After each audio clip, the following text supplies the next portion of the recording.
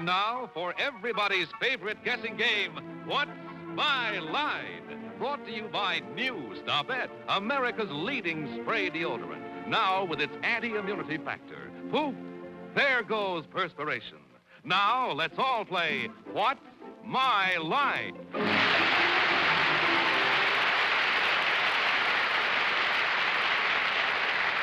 And now let's meet our award-winning What's My Line panel. First, the popular Broadway columnist, Miss Dorothy Kilgallen.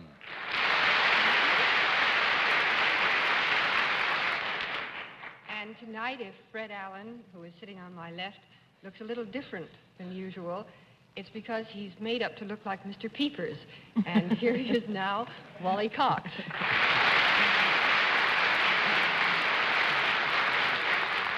And on my left, the most charming and newest Deputy Sheriff of Jefferson County, Texas, Arlene Francis. Yes, sir. Just be careful from now on, Wally. And on my left, the distinguished publisher of Random House, among whose books are those of the very well-known Dr. Seuss. Those amusing, fascinating books, and he happens to be here in our audience. Bennett, Cerf.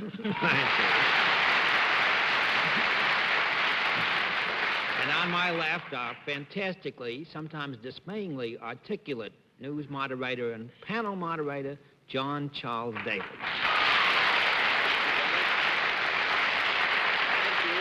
Good evening, and welcome to What's My Line. Tonight we have some very fine folks with some very fine occupations to give the panel what we hope will be a difficult time of it. We say this in the friendliest of spirits, needless to say. We'll also have a famous guest challenger a bit later, but I think it's time to get these experts to work on the first line that has to be spotted. So would you sign in, please, sir? Charles Hume. Is that right, sir?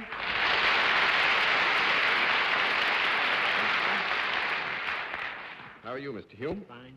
Where are you from, sir? From Des Plaines, Illinois. Des Plaines, Illinois? I'm glad you're here. Now I know how to pronounce that name and not get my skull caved in when I run into it in the news. Well, our panel over there would like to get a chance to look you over, as it were, so will you take a hike down on the plains over there? Yum.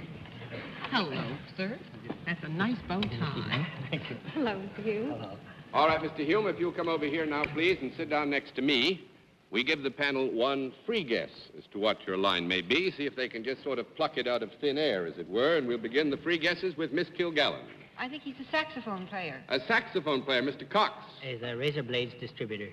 Razor blades distributor, Miss Francis. I think he manufactures made-up bow ties. Mr. Cerf.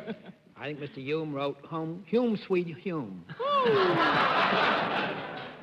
I'm sorry about that, Mr. Hume, but no, nobody has it right. We'll let our viewers at home have a further look at Mr. Charles Hume of Des Plaines, Illinois. At the same time, we'll tell them what his line is.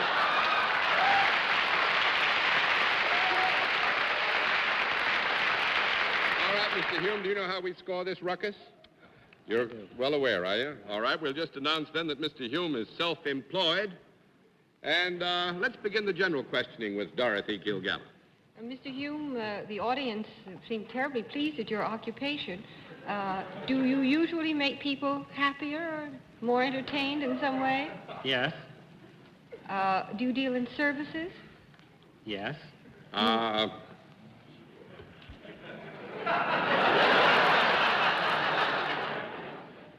All right, let us go at services. Actually, Mr. Hume is self-employed, and there is an element of service that is rather vital in this category, so we'll let it go. Well, do you deal in a product? Yes. Is it a product that would be found in the home? Yes. Is it used by both sexes? Yes. Are they people-type sexes? Yes. Those who use it? If it were found in the home and it were the ordinary suburban two-story house, would you find it on both stories, or could you find it? Yes. Is it something other than an edible product? Yes. Is it ever worn? No. Small conference. Don't you wish you could hear him? Yes, I do. Mr. Hume agrees that giving full consideration to the difficulties which face the panel every evening, we should not unnecessarily mislead you. We're getting so the we night will off? give... What'd you say, Wally? I asked if we were getting the night off. You get it. So we'll give you a yes to that. If it's ever worn, we would say yes. But is it a useful product? Yes. Can it be considered useful when it's not worn? Yes. Yes, Would you sometimes, actually, I mean, it's an occasional thing, perhaps, and it's useful, and it could not be useful, and, it would depend pretty much on your context of That use, makes actually. it all clear, doesn't Yes. it? Oh, no, I've got it, you see. If company came, would it ever be lying around in plain view? Yes. Would they be likely to remark upon it? Yes. Yes. Mm-hmm. Well, would it be a little unusual to find it in the average home? Yes. Would you say that I might get along nicely without having one? Yes. Is this something that's alive? Yes. Is it in the animal family rather than the fish or bird? Yes. Does it have 4 legs? Yes. Ooh, is it bigger than a hamster? Yes. Is it bigger than a dog? No. No, I don't think we can say that. On a general category, that's 1 down and 9 to go, Mr. Cox. Well, you were doing so swell. Stop. You perform some service for something that's bigger than a hamster? In a manner of speaking, you could say that Mr. Hume does perform a service for something bigger than a hamster. It has 4 legs and it can be worn.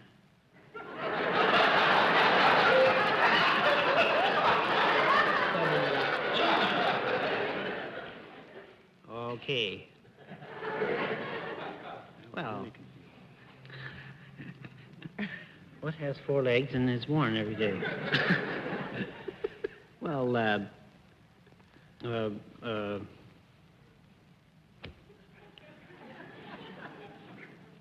you service this item in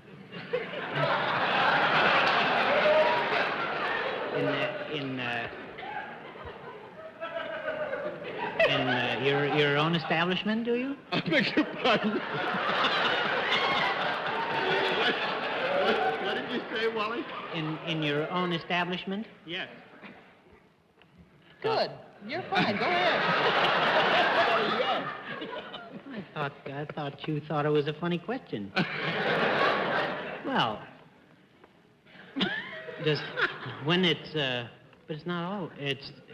Am I right in assuming that, or recalling that it is not always worn? Yeah. Yes, the question was asked, could it be worn? And we, with some reluctance, admitted that it could be, yes. Oh, I see. Ah, can it be walked on?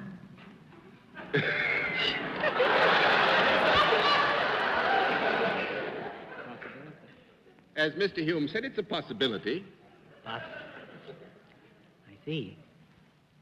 Well, then most things can be walked on. Oh, I don't know.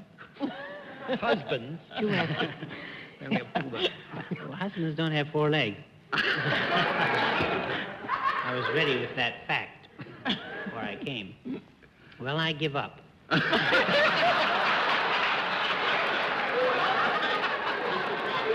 Miss Francis.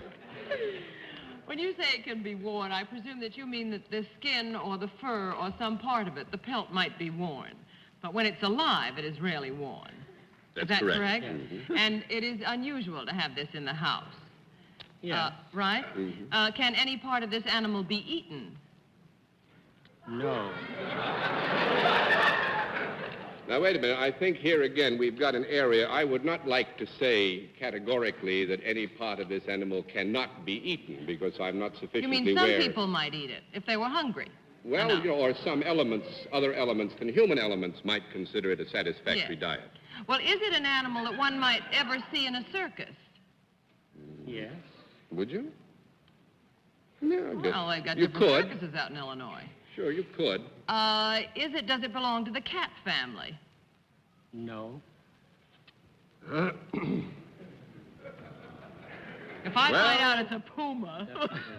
Here goes Daly. 2 down and 8 to go. I will say definitely not, and I think we're right about that, right? All right, 2 down and 8 to go, Mr. Yeah, Cerf. I just have a I'm feeling. going to give you one that- more minute. for this. Mr. Hume, if you stepped on this animal, would the animal be likely to give out some kind of an odor that you didn't like? Yes. Am I approaching a skunk in some way? That's right. You have something to do with skunks? Yeah. What do? Deodorize them? Well, actually, that's one of the things that he might do, but we want the general classification. He's a skunk raiser. Skunk razor over here is right. Let's put some cards. Wow, let's put cards. Thank you very much. Well, Mr. Hume, we flipped some cards because that was a very interesting one. And panel, congratulations for getting it. Now let's see what you can do with another challenger. Would you sign in, please, sir?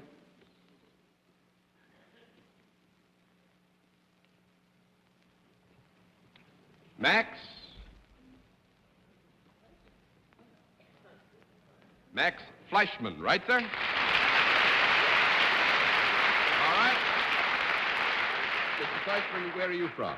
Brooklyn, New York. Brooklyn, New York. Nice to have a neighbor with us, sir. Thank you. These folks are your neighbors, but they still would like to get a look at you, so will you take a hike down there in Staten Island? Fleischman, How are you? that any particular? All right, Mr. Fleischman, over here now, if you will, and sit down next to me. And we'll give the panel one free guess as to what your line may be. We begin the free guesses with Miss Kilgallen. Well, he looks like a super salesman of something to me. Paints miniature portraits. Miss Francis. I think Mr. Fleischman makes yeast and everything rises in Brooklyn. Mr. Cerf. I think Mr. Fleischman owns Fleischman's Baths. No, I'm afraid not. There wasn't a specific category there in one instance, so we will have to say that you did not get it on the wild guess. We'll let our viewers at home find out exactly what it is Mr. Fleischman does, but the panel's going to have to dig for it. All right.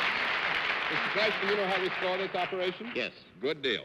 Mr. Fleischman knows how we score it, so we'll announce that you're salaried, and let's begin the general questioning with Arlene Francis. Do you work for a profit-making organization? Yes. Do you work indoors? No. Small It'd be nice in conference. this weather if you could. Oh, that's right off, yeah. We will withdraw the negative answer there and say yes. He could be indoors if it Yes. was raining. No, I would say he basically works indoors. Basically works indoors. Is there a product Yes. involved in what you do? Is it a useful product? Yes. Is it found in the home? Yes. Is it found in the kitchen? Yes. Is it something one eats? No. 1 down and 9 to go, Mr. Cerf. Did John Daly have something in mind when he said that there wasn't this category mentioned, Mr. Fleischman? Did one of us get somewhere near you in our wild guess? No. Well, this puts me in a rough spot now, doesn't it? If I answer this, I can be accused of giving you too much help. I will say that one of you said something very general. To the degree that that statement was made, it was accurate, but it was not specific enough to really To lead us warrant- anywhere. Well, that doesn't get me very far. It's in the kitchen, but is not edible. Is that That's correct? right. That's right. Is it used for some kind of cleansing purposes? Yes. Is it used to clean objects rather than people? Yes.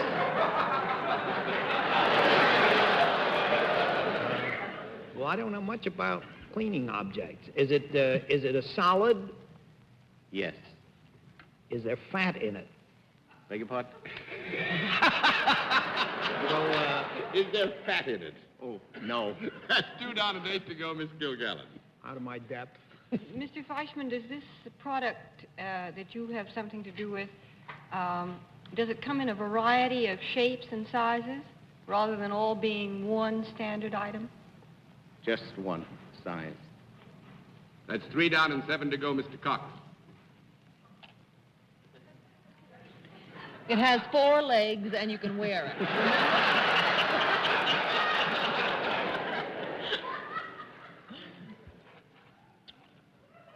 Oh, Well, the other panelist seems to be going on an assumption gathered from your answers that you deal with a product which is used for cleaning. That's right. Is that? Yes. Then I can proceed on the same assumption. Sure. Okay. Now, first time you were asked if you worked outdoors, it didn't sound as if you didn't, and then all of a sudden it did. I think that we clarified that to say that Mr. Fleischman basically worked indoors. Basically. Mm-hmm. But some of his work carries him outdoors, does it? He does tend to go out into the open air, as we all do, you know, in the normal pursuit of our daily living. Well, then when he goes outdoors, it's just to go to work, is it? Yes. Yes, actually, he's outdoors on his assignment at work, yes. Oh, I see. Then I see, yes. Oh, what you mean then is he's being paid a salary while using the transit system and the automobile. You don't mean that? No, I don't think I mean that, no. Actually, he works indoors, but he would naturally, as we all do, as we perform our tasks, have an occasion to go outdoors. You see what I mean? Well, that normally would go without saying. Yeah. You got me licked. I'm going to ring the bell on all of you and flip the cards over and announce that Mr. Fleischman sells toothpicks. Oh, no. That is the contribution. Thank you very much.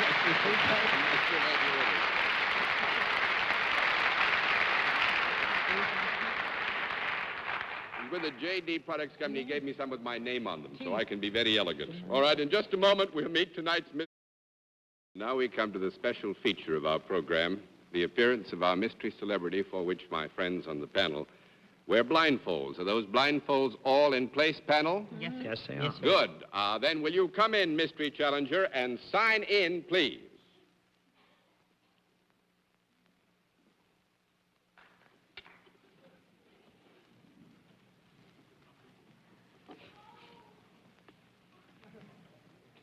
The unknown person. All right, panel, as you know, in the case of our mystery celebrity, we dispense with all of the preliminary questioning, get right down to the facts of the case, and we'll begin with Mr. Bennett, sir. You dispense with the applause, first of all. Either there was no applause or but suddenly my hearing has gone back on me. Are you in the entertainment business? Yes? You're a man. Yes. Is the reason that they played this dirty trick on us that if they hadn't told them not to applaud, there would have been thunderous applause? Is that correct? I think I'll have to answer that question, Bennett, and say yes. In other words, then, you're a recognized star. Is that correct? Yes, Yes. that's right, Bennett. Have you ever been a star in the movies? Yes. Are you a big star today in the movies? I'll answer that, Bennett. Yes, definitely. Gosh, I don't know who's in town. Don't you wish you'd studied your lessons, Bennett, sir? Have you got a big picture either on Broadway or about to come to Broadway now? Yes. Mickey Mouse? Would it would it be a picture that had something to do with juvenile delinquency? No. That's 1 down and 9 to go, Miss Kilgallen. Are you the big, tall, good-looking type? Would you like to give us specifications here? For instance, when you say tall, how tall do you mean, Dorothy? Well, over 6 feet. Over 6 feet? No. That's 2 down and 8 to go, Mr. Cox. Am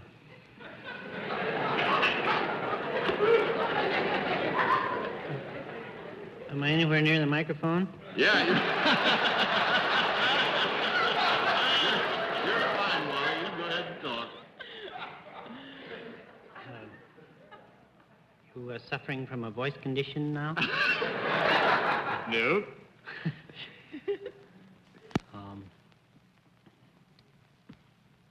Well, he got a picture? No picture coming. No. Well, I He seem has to a forgot. picture, Wally. It has nothing to do with juvenile delinquency. Oh, that's all. right, that's right. I'll tell you, and he's not over 6 feet, Wally. And it's not you. Are you all right? I wish it were me. It were I, Wally. Exactly.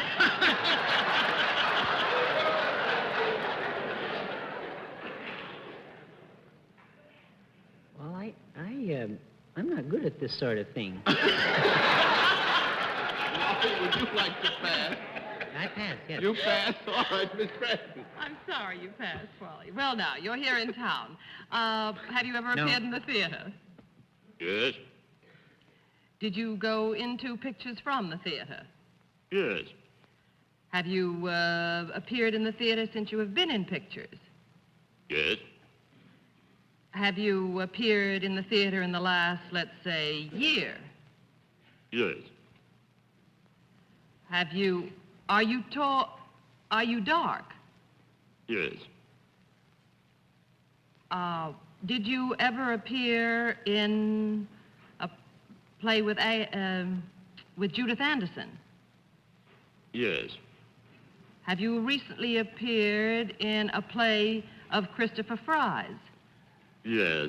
Is the play The Dark is Light Enough, but not Yes, quite it enough? is. Is it Tyrone Power? Yes!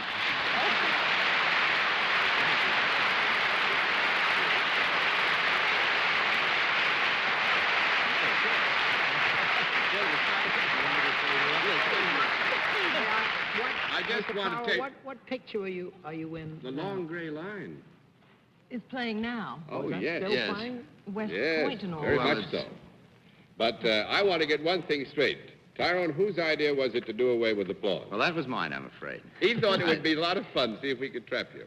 Just to see what happened once. Maybe it was, I thought, now that I've seen you, that it maybe was the beard, because you don't look like the same Tyrone Power. What is the beard for while we have you? That's for the play. It's for the dark is light enough.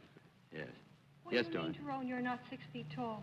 You said over Over 6 6 feet tall. Just 6 feet. We had him measured with an Eclocus-Newtonstratus, and it came out just right at 6 feet. Thank you very much, Tyrone. Thank nice you very to much. have you with us.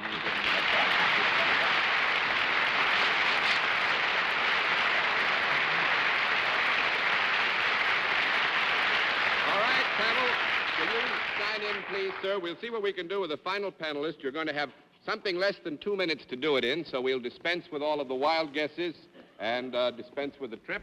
It's Jack Syke, is that right, sir? Where are you from, Jack? Oak Park, Illinois. Oak Park? From Oak Park, Illinois. You come with me, if you will. We'll sit down, and what we will do immediately is let the folks at home know what your occupation is, but the panel just has to take a quick look at you and to begin their questioning. All right, let's let the viewers at home know that what Mr. Syke does, but let's make the panel work.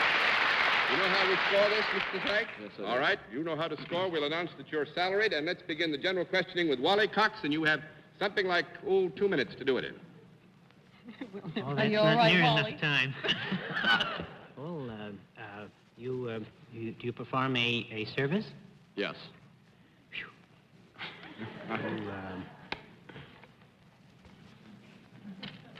Are you self-employed? No, we announced he was salaried. Oh, You're not listening. Want to pass, Wally? yes. All right, Wally's passes Miss Francis. 1 minute to go. Do you instruct anything? Instruct anything? Teach anything? No. No. 1 down and 9 to go, Mr. Cerf. Mr. Syke, Ernest Hemingway comes from Oak Park, too. Have you got anything to do with either writing or acting? No. 2 down and 8 to go, Miss Kilgallen. Do you have anything to do with any branch of the armed forces? No. 3 down and 7 to go, Mr. Cox. Got around fast, didn't it, Wally? Back in there, Wally. Conspiracy. Well, you're employed then.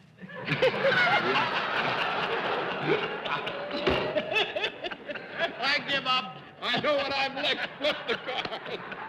Yes, Wally, he's employed, but actually we ran out of time. Just thought you might catch it, in wild questioning. Mr. Syke rents tuxedos. That's the service on the product. Thanks very much, Mr. Syke. It's a full prize. Thanks for being our guest on What's My Line. Well, we'll be back in just... Now, until next week, this is John Daly saying good night, Miss Dorothy. Good night, Wally. Good night, Arlene. That's right, Wally. You did that very well. Good night, Wally. Good night, Bennett. Good night, Prexy Daily. Good night, panel, and good night, ladies and gentlemen. Thanks for being with us on What's My Line?